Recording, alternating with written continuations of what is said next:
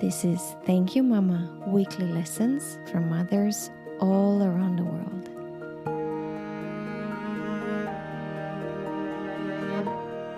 Hello and welcome to Thank You Mama. My name is Anna Teider. My guest today is Holland Haiis. Holland is a workplace strategist. She's specializing in change management. And she's a recognized thought leader on human connection. She's the author of Consciously Connecting. Holland was named one of 100 global thought leaders along people such as Deepak Chopra.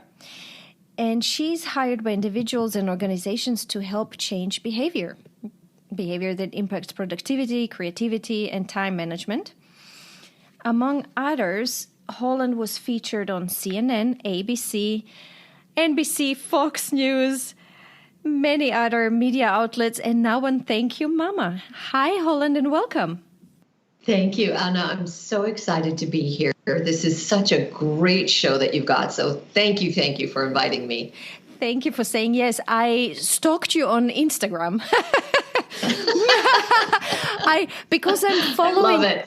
I'm following hashtags like mothers and daughters, and I love my mom. And you posted a picture of you and your mom, I think, celebrating her birthday. Yes. And I saw this picture, and I thought, oh my God. And you wrote something very beautiful about your mom and how close you are to her and how grateful you are to her. And I thought, I want to have this lady on my show. And I'm very excited you're here now. Oh, well, this is going to be so much fun to talk about. I love that you're focusing on the beauty of our moms and these relationships that are so important to so many of us around the globe. They are. Holland, before we jump into moms, I have a few questions for you. First, where is Haiis from? Interesting. And so the spelling of my last name, spoiler alert, I made that up. It is originally Haase, Haiis, and it is German-Austrian. And when I was in joining a union for theater, there was someone that had my name without an E. And, the union doesn't want there to be similar names. And, there are issues with residual checks and things like that. And it was a great opportunity for me to do something really creative. And then I just kept it because I had to legally change it. So I kind of liked the double L's of Holland and the double I's of Haiis. Mm-hmm. And, usually people say to me, is that Swedish? And I go, uh-huh. And we do. I'm like, yep, that's it. Because I have, a little bit of that. So I'm like, yeah, it counts. So thank you for asking. But in Holland, why Holland? How did Holland happen? Well, that's, again, so this takes us to Mama. Yes. My mother loved the name Holland. She thought it was elegant and sophisticated. And she presented that to my father, who back in the day thought that was the most ridiculous name. Mm-hmm. And I was going to be born, I was going to be one of those babies that was close to Christmas on December 13th. And my mother thought, oh, how elegant to have Holland. But as, when I'm a little girl, to go by Holly. And then as I grow up and, kind of step into being a woman, step into this name that is, again, has this, what she felt was sophistication and some glamour and elegance. And my father actually won that battle of Holly. And so when I had to change my last name, it gave me the opportunity to then also change from Holly to Holland, and then changing the last name as well. Oh, so wow. She must have been excited when you changed it back to what she originally wanted. Well, she didn't realize what an impact it had made on me when she shared the story, when, we have these moments, these these opportunities where our parents, I don't know, maybe with a cup of cocoa or around a dinner table, where they share some little pearl of wisdom about our childhood or about something that was special to us that we have forgotten as we mature and grow into adulthood. And so this was something that she had shared, oh my goodness, so far back, and didn't really think it had made any sort of an impact. And it was really one of those perfect alignment to with everything, when I had to change my, consider changing my last name. And then I really loved Holland and thought, oh my gosh, now here's an opportunity to really be named what I was meant to be named. I felt. And so it just, again, everything came together. That's the universe. That's when things just are brought, opportunities are brought to us. And it really depends on if we look at them as an opportunity for growth and something new and different, or we look at it and say, oh, this isn't right. I don't want to give in to something new. Mm-hmm. Apropos something new, Holland, how did I hear that your roots are in theater? How did you switch from theater to corporate consulting?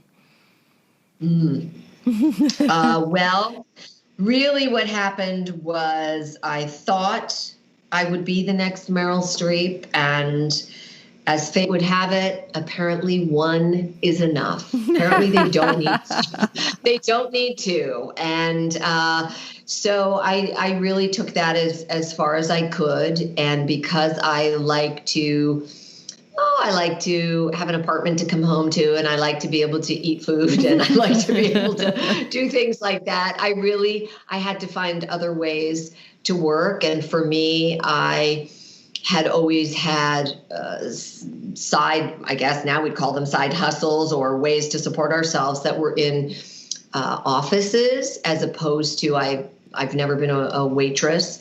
And so I had that other skill set. And so it was time to move into a full-time office job. And that really got me shifting to looking at the culture within organizations and where there were areas of disconnect. Mm-hmm. Mm-hmm. I love the topic of change management. In my corporate job, that was one of my first projects I had. We just introduced CRM, customer relationship management, back then 20 years ago, when it was a big new thing.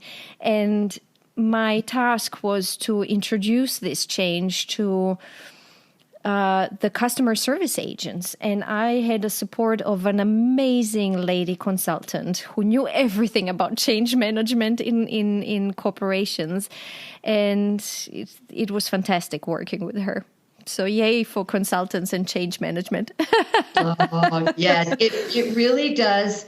It makes a big difference. And I love that you understand that and have been a part of that global workforce and change, because it's impossible when and I've been in HR, and it is impossible in HR to be a specialist of all things, and then to do your job in HR, and then to create programs on top of it, around like right now, burnout and decreased productivity, or diversity, equity, inclusion, or emerging leadership programs. I mean, these are three very different areas, and it really takes a lot of time and a lot of accountability. And how can we possibly expect our internal teams to do all of this? And this is the value of valuing your people enough to go outside and use other resources to help you. Yeah. Holland, tell me more about consciously connecting. Oh, gosh. Well, if we go way back before I wrote the book and created the company, I was speaking a lot. And I was confused about how disconnected people were, and they weren't using that word. What they were using instead was, how do you have time for? I'm so exhausted by the weekend. by the weekend. I don't have enough family time. How do you, and I kept thinking, again, each of these comments would hit my brain as, why are they so disconnected? What am I missing? What's so different in my life? And I couldn't put it together until I lost my flip phone. And now you might think that's a strange couple of dots to connect. However, I don't lose anything. And to lose a phone's a big deal. And I went that afternoon. It was a Saturday afternoon. It was in April. It was in New York City. I know where I lost it, everything. It was gone. Went to the Verizon store. They no longer had flip phones because I was very late to this smartphone revolution. I thought going there. I did too. And yeah. I watched the behaviors, and I just didn't want to be on call 24/7 with my clients. Well, that Saturday afternoon, I got the phone, and they're very easy to learn. You can learn them very quickly. And by Monday morning around 11:30, so that's less than 48 hours later, 11:30 a.m., I'm leaving a client not far from Central Park South. So for those of you who know New York City and Central Park, at the southern end of the park, it's Midtown Manhattan, lots of businesses. Yes, very busy. I was leaving a client's office. And I love walking through Central Park. It kind of reconnects me to prepare for the next client, focus on the next team. What are the objectives? But instead, that particular day, I wasn't communing with nature, which in April, everything's in bloom. I wait 11 months for this month, and it's there in front of me. But guess what? I had a new toy. Oh, I had a new toy. And this is what we do. Yes. I was mirroring and mimicking the patterns I had seen. When you have these cool devices, what do? You walk down the street and you don't pay attention to people or your surroundings. You get on your device. And so I was doing that. Fast forward, I started on the walking path and have no idea how I ended up off of the walking path, across the grass, into the bike and pedestrian lane of what is called the loop. These two lanes where taxis and cars can drive. I ended up on the bike pedestrian path of the loop. However, I was veering outside that path into the lanes for the vehicles, for the cars. And suddenly, and we've all had these moments where you get the hairs on the back of your neck stand up, your stomach, you just feel sick suddenly. And at that moment, I started to look up from my device. Simultaneously, a taxi cab was coming straight head on towards me. He must have had the same, I often say, boy, by the grace of God, because he must have also gotten those same feelings. He looked up, our eyes kind of caught each other as our heads continued coming up. He swerved to the left. And again, I am extremely lucky there was not another vehicle there. Yes, it was not it wasn't a heavily trafficked time. Had there been another vehicle, he might have swerved left, but he would have only hit the impact. There would have been the impact of hitting another vehicle, and then even ricocheting into me more, and I would have been his new hood ornament. As I was jumping out of the way and he was swerving out of the way, it was, to say frightening is an understatement. My laptop, which was in a bag, went flying. I was wearing new shoes. I broke my heel. Things came out of my bag. I remembered picking up my lipstick later from the gutter across why I did that is I must have been in shock because normally I would leave something like that. But, picking up things from the road, sitting then on a bench under a tree. And it was really at that moment that it became very clear to me. And I had been hearing for this extended period of time, disconnect from other people. And suddenly I understood why there was a disconnect and what was happening to people's brains, why it was happening, and became very committed to that change and helping people. And then from there, I then got the idea to write the book and write it in a way that each month of the year has a theme. And within that theme are 4 weekly exercises. And the idea is the call to action to reconnect deeper and recommit to the relationship to yourself and then others as well. And so it's consciousness is awareness, and connecting is anything that unites, joins, and links. And so we are linking and connecting to the awareness of self and others, which don't we all need that? We do. But Holland, before we started recording, we talked about burnout, and I've experienced burnout in my corporate job, and I think connection or connecting is a part of it, or lack of connection.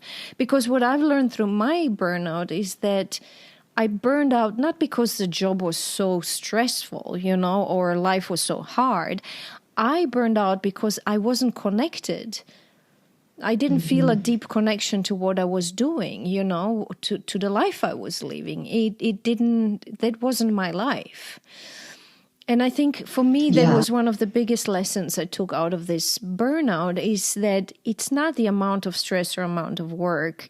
It's exactly that, the connection. Am I fulfilled and connected? Is this what I'm doing truly me or not? Well, I say in the book, and that's so valid, I say that here we are in the 21st century where we are the most technologically connected, and yet simultaneously we are the most disconnected from ourselves and each other.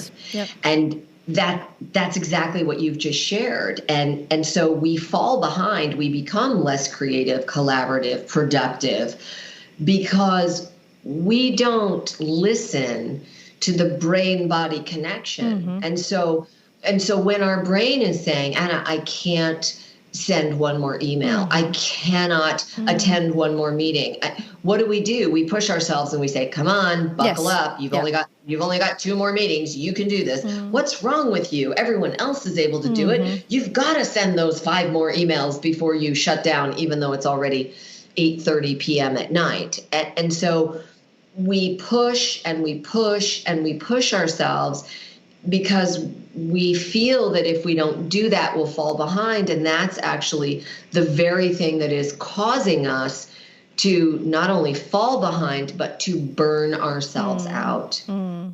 Absolutely. Holland, let's jump to Mama. Let's talk about Mama. Okay, Mama.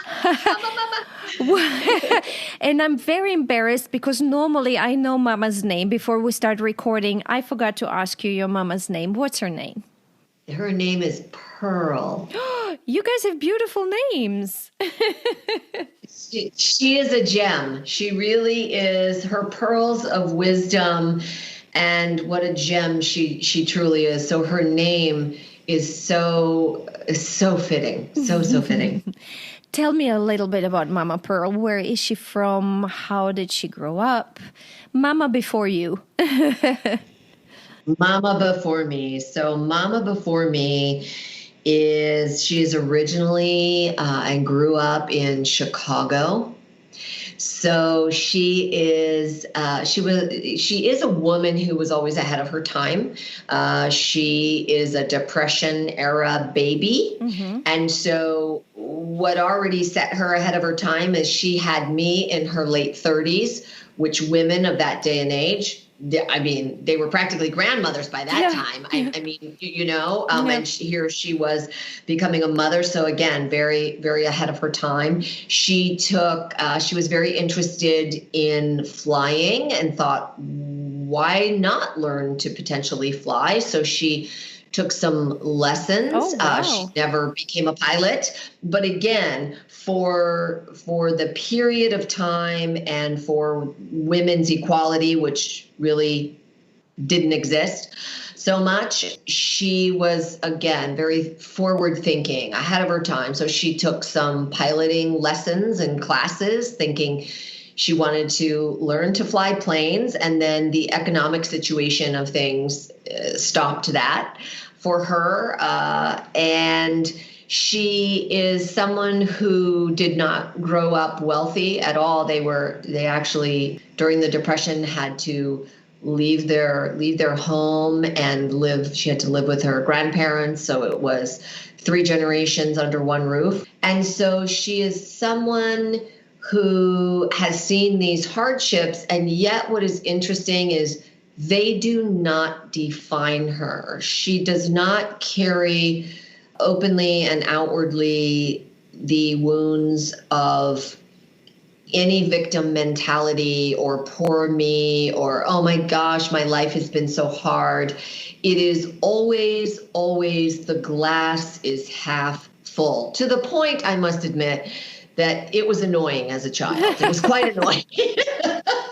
It was really annoying because, you know, she's always got the silver lining of, aren't we lucky that this happened, because this other thing could have happened and it would have been so much worse. And you know, we'd scratch our heads and go, yeah, well, it'd be great if none of it happened. You know, so very much an optimist. Holland, are you an only child, or did she have more children? I did have a brother who's no longer with us. He was an older brother by a little over 3 years.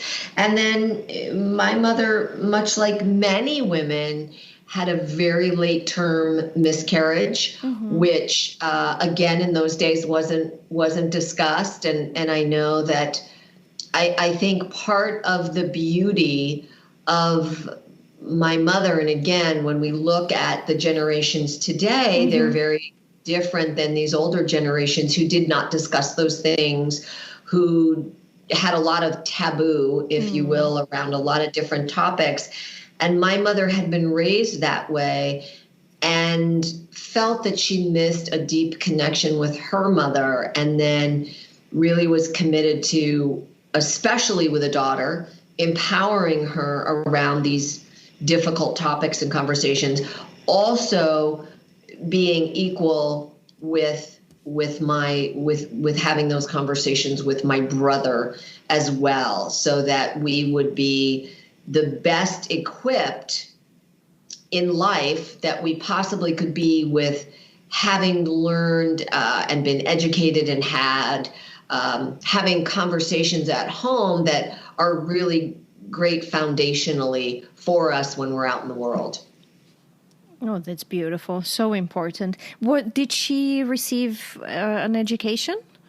So she had gone to Northwestern for a very, very, very short time. And then again, funds and opportunities for women.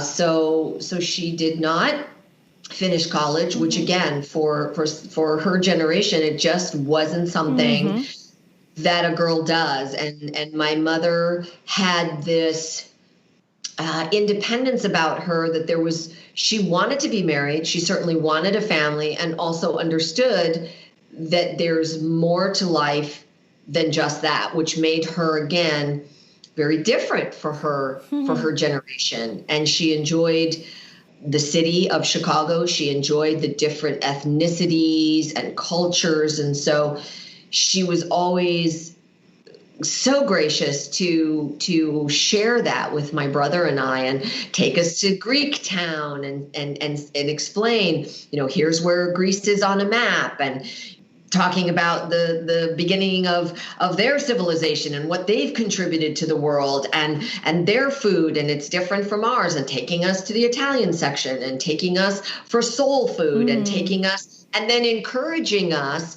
within each of these different environments, encouraging us when we asked her a question to then ask the waiter, when the waiter comes to the table, that question, and then helping us if we stumbled and forgot. So really teaching us to be brave, but yet there in a way to hold our hand if we got scared or we couldn't somehow formulate the way we had just formulated that question with her. And so that really opened, I will say that's been a huge foundation in me being so interested in either we go back to the acting, the character, and the underlying emotions and behaviors, and then going to human resources and workplace strategy, people strategies, understanding mindset, behaviors, motivation.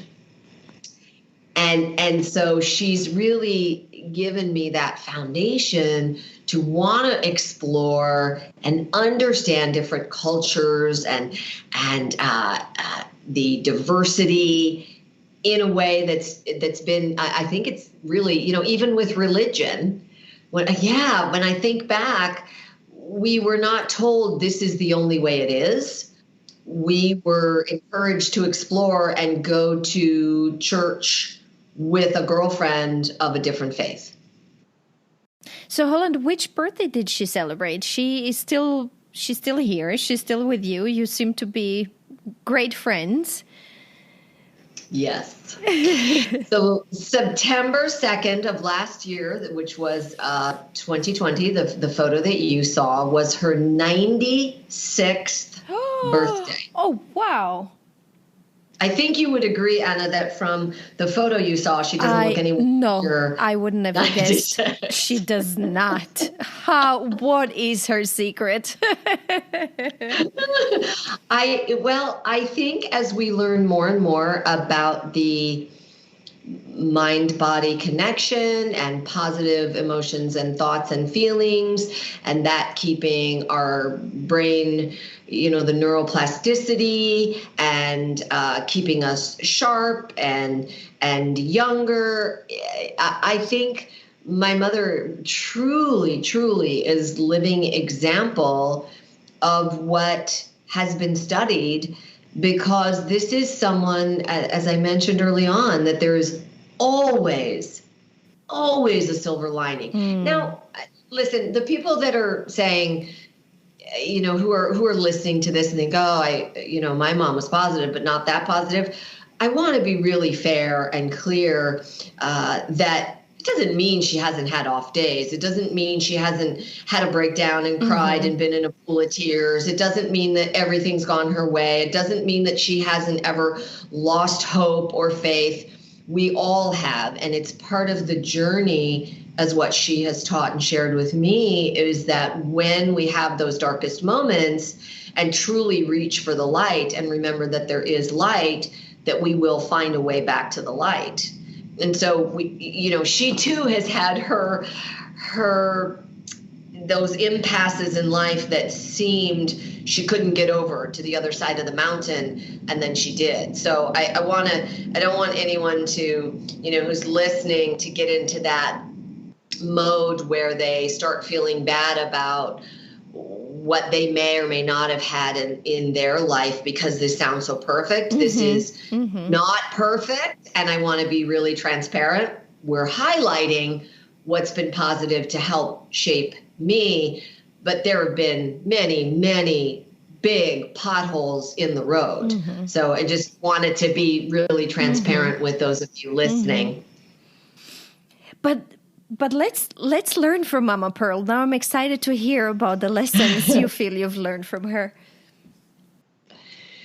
Well, let's see. I remember one that we still talk about to this day. And so my mother would always say, when my brother and I were given opportunities, and very often if an opportunity doesn't appear, we as humans have this default in our brain, right? And our brain doesn't always work with us for the best. It often has that default, that knee-jerk reaction. If it's not what we think we want, if it's not exactly the way we imagined it, then it's very easy to go, nope, that's not going to work. No, I don't want to do that. No, right? And we shut it down. And so I remember my mother saying early on that when you need to think about something, she would say, which is all the time we need to really think about the plus side, the minus side, pros and cons. I remember her talking about this before I really understood what pros and cons were. Mm-hmm. And again, as kids, we were like, our mom is so weird. Like, we don't even know what she's talking about half the time. Like, she's so weird. And so, and sometimes she would draw it on a paper. She put a line down the paper. She put a little plus sign, a little negative sign, and we'd kind of go through what that was. And she would always say yes, because a yes can be turned into a no easier than a no can be turned back into a yes. Oh, that's a great one. And so if I might, I'll share with you. So when I was at a law firm, many, I like to say many years, but let's just be honest, it was decades now. So I was working for one of the partners, and he saw something in me where he said, he said, you'd be great in HR. And I remembered I had that knee-jerk reaction, quietly though. HR? Who wants to be in HR? I don't want to be in HR. I don't want to look at manuals all day, right? I had this, really, it was an internal temper tantrum. Yeah. It was almost like, it was just, I really was this child kicking and screaming. And I remembered and had some decades now practicing my mother's crazy rule of just say yes. And so I said, yes, that could maybe work out, and let me kind of think about this, and let's have another conversation. And he was like, great. So I called my mother, and screaming and yelling, mind you, I can't believe that this, and just like that verbal vomit when we have to get it out because we're so mad or we're so insulted, or again, whatever that our reptilian brain is really pushing us towards that fight, flight, or fear. And my mother said, well, she said, congratulations, it's so great you said the yes. She goes, let's look at this. And so she really kind of, I could almost see the line going down the paper, that vertical line. And she said, what if you offered to do this job for 4 weeks? And if during that time you don't think it's a fit, so see, she was giving me a yes with a way out. Oh, wow. If you don't think it's the right fit for you, and you're going to go in and have this conversation with him tomorrow, and if it's not the right fit for you, you'll then stay another 2 to 4 weeks to help them find the right person, and you'll train as much as you've learned. Like, you'll help them out in that way. And then you'll kind of go back to what you were doing there, or if you want to move on, you move on. And I was like, because that right away set me up that it's a win for me. And this is right. It's what we all want. We all want to win. And so we kind of structured this. And then I went in and structured that conversation exactly how she and I had discussed, and I had, really she discussed and I had listened. And then I just parroted her because it was the first time I was really doing that large scope and scale. Like, I'm, out of school now, and this is, you're in the major leagues, right? It's a job. It's a real job. And so it ended up being a tremendous opportunity. And what I can share with you is that when I then started my consulting practice and then had an offer to something that would have been, again, a knee-jerk response of, no, I'm not going to do that. That's not the group I want to work with. That's not where I want to go. That instead saying, okay, what if I say yes to this, but then we give it these parameters, we come back together in 4 weeks or 6 weeks, and if it's not working out from my side, you'll have grace to say, okay. And the same for you. If it's not working out from your side, I will have the grace to say, okay, we move on. Everything's positive. We support each other. And what I can share with you is when opportunities come to you and you think about them by first saying yes, because again, if I would have gone back and then said, you know what, I thought about this, I don't think it's going to be the best for me. More importantly, I don't think it's best for your firm because my heart isn't in this, and you should have someone who's 100% committed. Well, people are going to love you when you back out in that way, right? So So it becomes much more difficult if from the beginning you have said no, you then talk to mama and you get her pearls of wisdom and go, oh shoot, I just messed up. Now you've got to go back and try to make a no a yes, which we've all tried to do that, right? Yep. I know I've had to do that. And it's almost like trying to clean up a mess, right? And it's awkward, and it may or may not, and then there's kind of that residue, and so it's much more difficult. When we come at something, change your knee-jerk response from no to being a yes, because it's much easier to get out of that, to convert that yes than the other way around. So that's one of the really, really big ones. It is. Give me some other ones. Do you have more? More pearls of wisdom from Pearl? When my brother and I were children, this is very... what is Marie Kondo? This Marie Kondo of my mom, long before Marie. She'd come into our rooms, and twice a year, my mother would she'd work with us, and she would say to my brother and I, "It's time to pick 10 books, toys, stuffed animals, whatever that you haven't been playing with." Which suddenly, everything's like, well, I'm going to play with it today. And it's, super valuable. 10 items that I need. I need you to bring them out to the living room, put them on the sofa, and we're going to drive. There was a home for children who had been, many of them abandoned, many of them, if they had issues that were too great for their family to deal with in the home. So some of the children were autistic.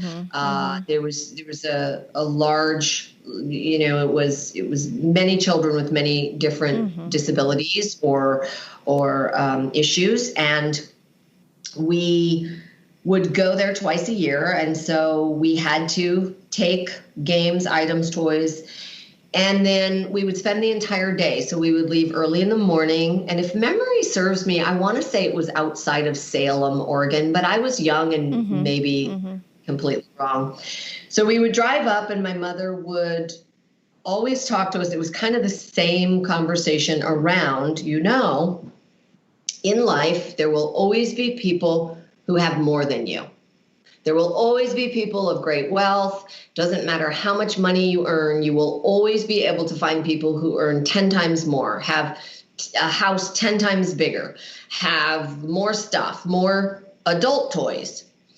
And she said, that's not your focus in life. What I want you to remember to focus on is the people who have less.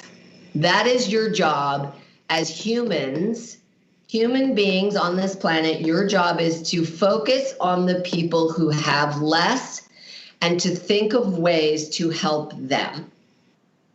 And so again, in one way or another, we'd get that same, we would call it the lecture.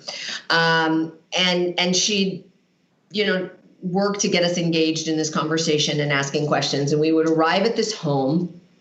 We would take our items in, and we would, if there were books, we were expected to sit with children and help them to read the books or to read to them. If we took games, my mother's expectation was that we would sit with the children and play games with them and teach them how to play the games. And we would go outside and swing and go on the slides with them. And again, if they couldn't swing for themselves, to try to teach them or push them so they had activity and connection with us.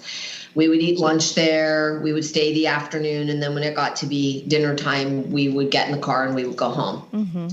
Then on the way home, it was, who did you meet and what did you have in common with them? And that was another thread. She would, on the way going up, she would always say, look for how many things you have in common with these other children that you're going to play with and spend the day with, and try to count them in your brain and remember so we can talk about them on the way home. And so on the way home, she would then ask us, and we'd talk about the different similarities. And her doing that, which again, I did not realize this until I was older and asked questions. She wanted us to realize that just because people had less than us, and she wanted us to focus on those people, it didn't mean they were less than we as human beings. And so by finding and sharing and keeping track of those similarities, commonalities, it allowed us to realize we're all just people. We're all just the same. Some of us live in a group home, and that's our family. Some of us live in the home that we're in, and that's our family. Other people have different experiences. And so this was another way that she was very clear to help us understand and connect in the world and with the world, where it's really about we're even, we're all the same. And if we all have this attitude of helping people who have less than us, then that means, we think about the people right now who are billionaires, who we think of someone like Warren Buffett, who is not leaving the majority of his money to his children or grandchildren. He's been very clear about that. We think of Bill Gates and that foundation. We think of these global leaders and people who are very wealthy. Isn't that exactly what they're doing? What my mother has talked about, which is you're helping and looking at who has less, not who has more, and how to get. Yeah, but I want to stress the connection part as well, because I think the world would be a different place if we learn to connect with people who are in different situations and circumstances, countries, cultures. This. I love it how she was teaching you to connect, and then you wrote your book and became a specialist on connection. It's so interesting that you connect that dot. Not everyone does, Anna. And so, yes, it is I think very often when we really spend time looking back at our journey, and it's never just a straight road, right? It's a winding path, and it's through valleys and over mountains and across rivers, so to speak, metaphorically.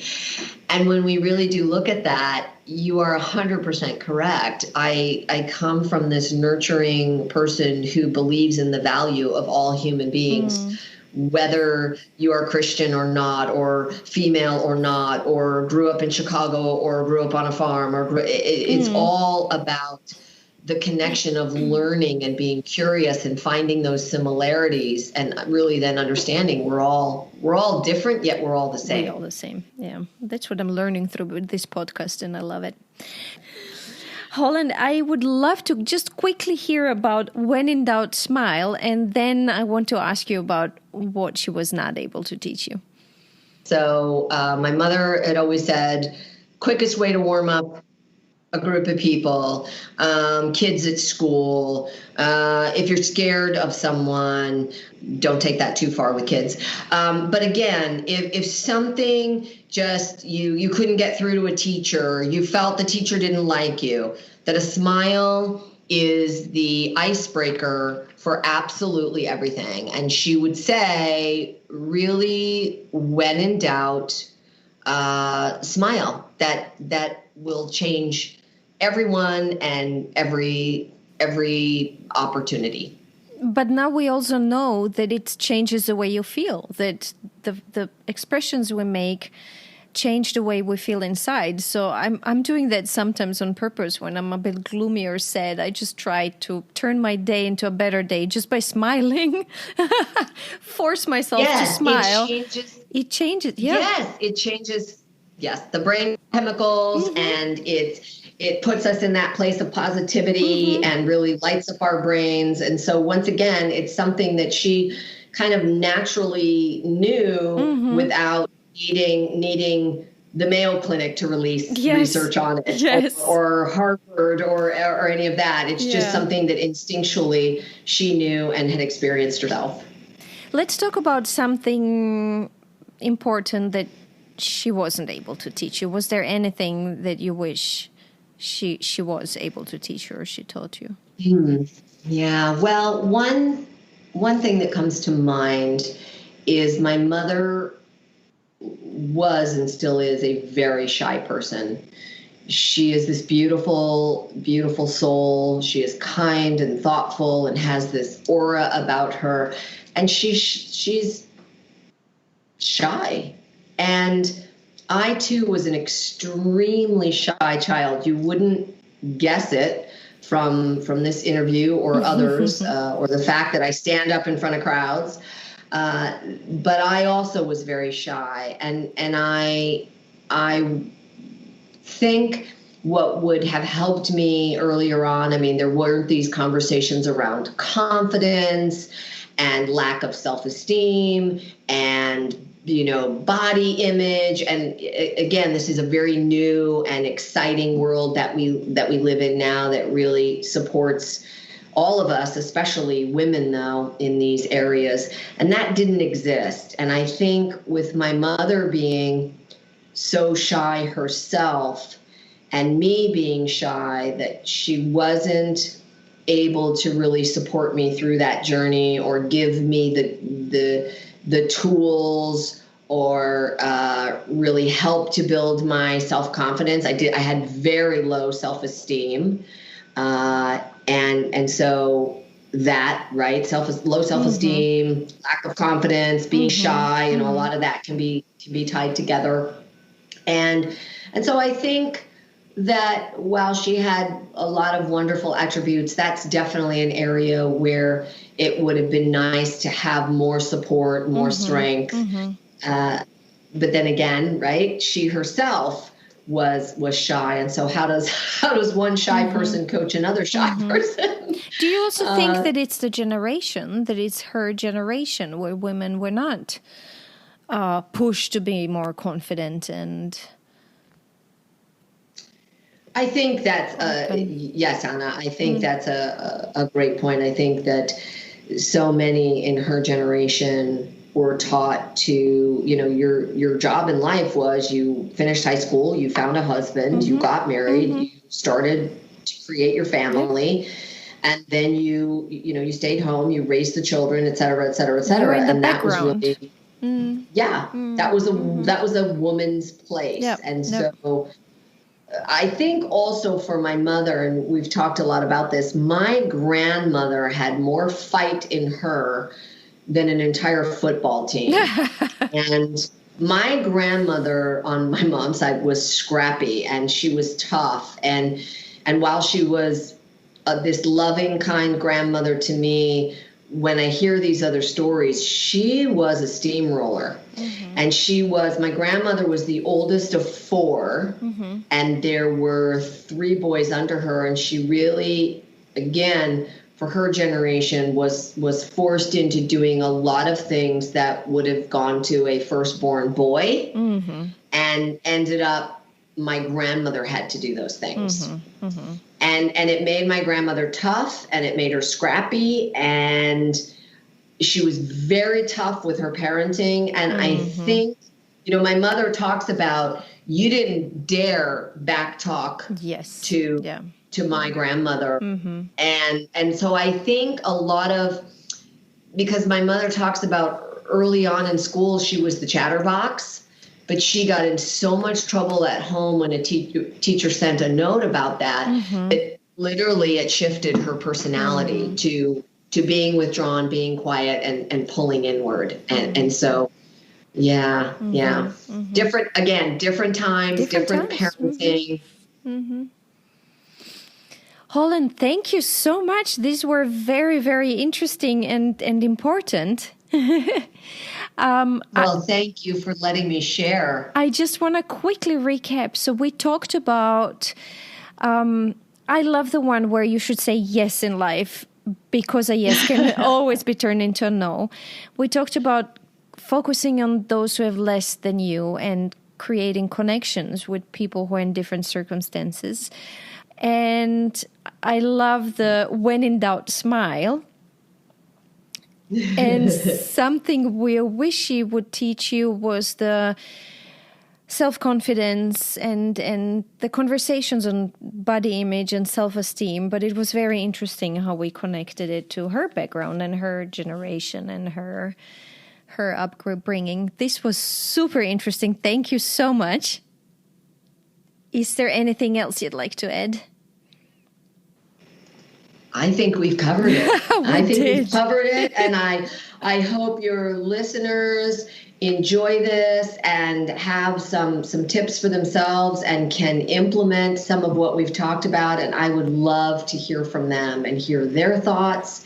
And if this is something that will work for them. Mm-hmm.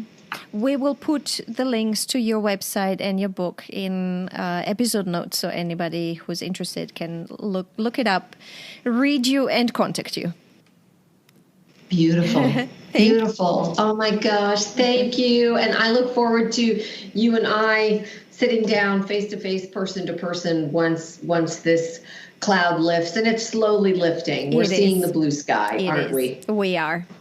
And we'll meet in person. Everybody will meet in person soon.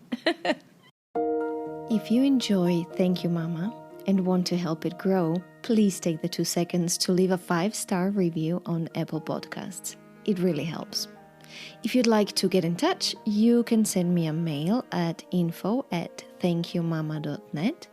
You can also find me on Instagram, Facebook, and Twitter under Anna Teider. That's Tajder. This was Thank You Mama. Come back next week, subscribe, and tell your friends.